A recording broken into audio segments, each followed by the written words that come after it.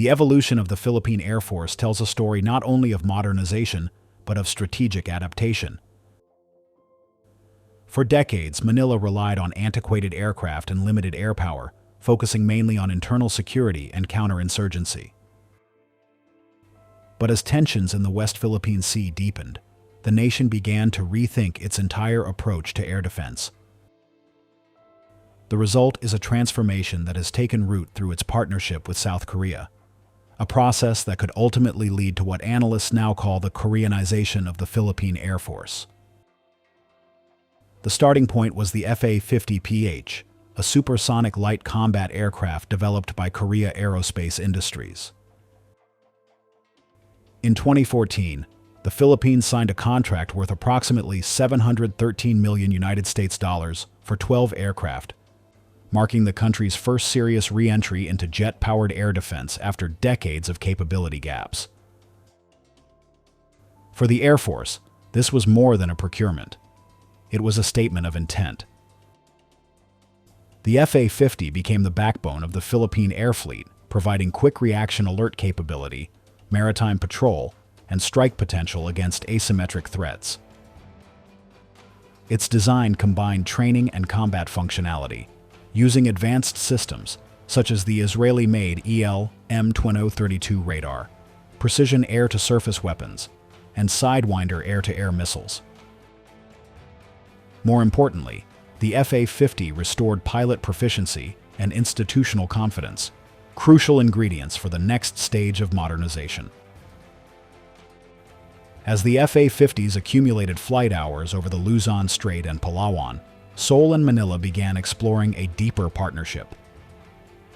South Korea's defense industry, which has rapidly risen from a regional supplier to a global exporter, saw the Philippines as an ideal long-term client.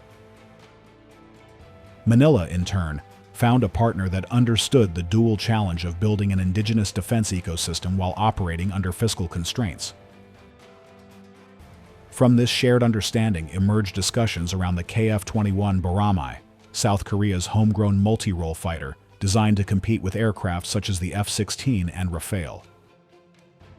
The KF-21 represents a generational leap, equipped with an active electronically scanned array radar, infrared search and track sensors, and a weapons payload capable of long-range precision strikes. The Philippines has been in active talks with Korea Aerospace Industries for an initial batch of 12 to 24 KF-21 units. While no final contract has been announced, the momentum is clear.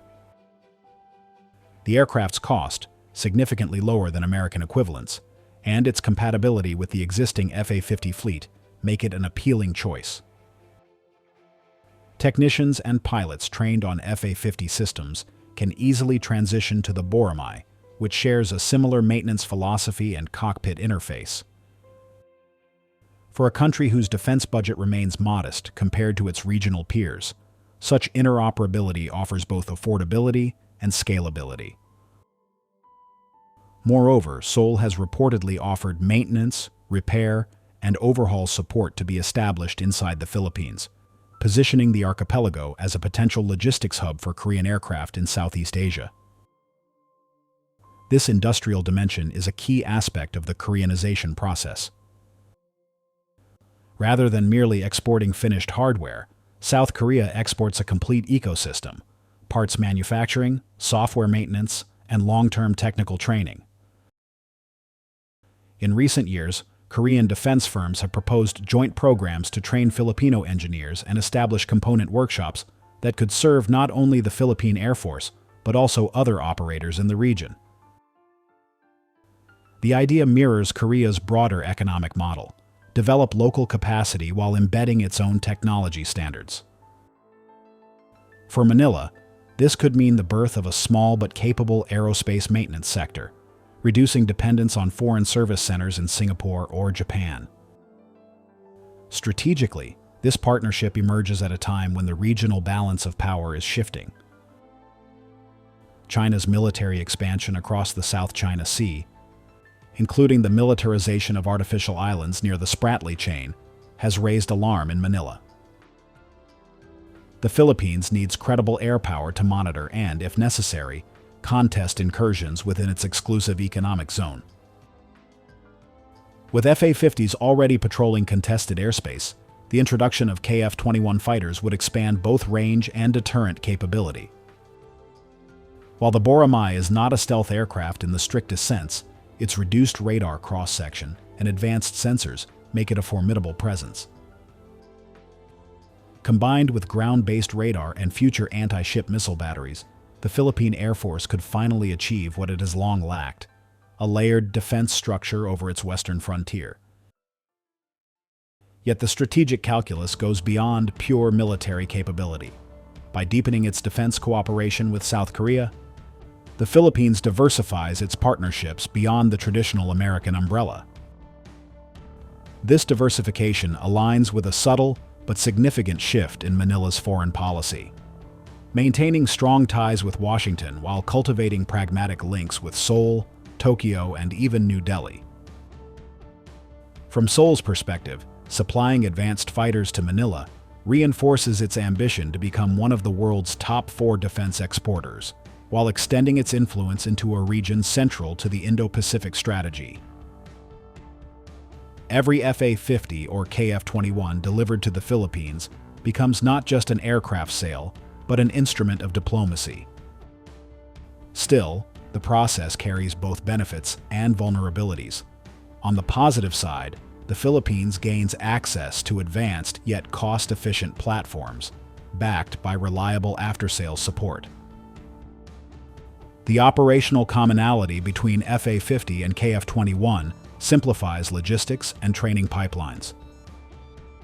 The partnership also opens opportunities for industrial growth and technological learning.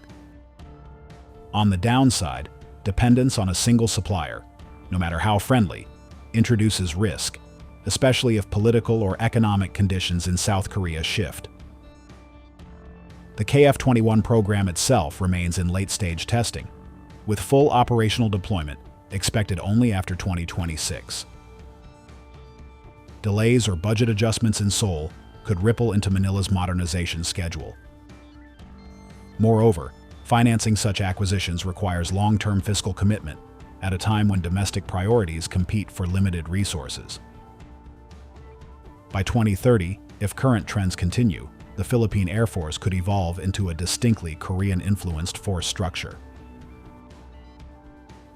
FA-50s would handle training, border patrol, and light strike missions. KF-21s would form the high-end deterrent layer, supported by a logistics chain anchored in local maintenance facilities. Future cooperation might even include Korean-made unmanned aerial vehicles or joint missile development for coastal defense. In essence, the Air Force would operate on a framework conceived, trained, and sustained under Korean technological influence, a quiet revolution that redefines the country's defense posture without overtly antagonizing regional powers. For South Korea, this relationship is more than commerce. It is an opportunity to project stability and technological credibility across the Indo-Pacific, while proving that its defense exports can integrate seamlessly into allied structures. For the Philippines, it represents a path toward autonomy, not in isolation, but through partnership. In a region where air superiority equates to strategic leverage, the FA-50 and KF-21 together form the wings of a new doctrine: deterrence through collaboration. The question that remains is whether Manila can sustain this trajectory. Defense modernization requires not only procurement, but also continuity, budgets, training, and political will. The Koreanization of the Philippine Air Force has shown that capability can be built through cooperation rather than dependency. If the KF-21 enters service within this decade, it will symbolize not just a new fighter jet for Manila, but the rise of a distinctly Asian model of defense partnership: pragmatic, industrial, and regionally interconnected. The sky over the West Philippine Sea may soon be patrolled by aircraft that reflect the shared ambitions of two nations seeking both security and sovereignty in an increasingly contested Indo-Pacific.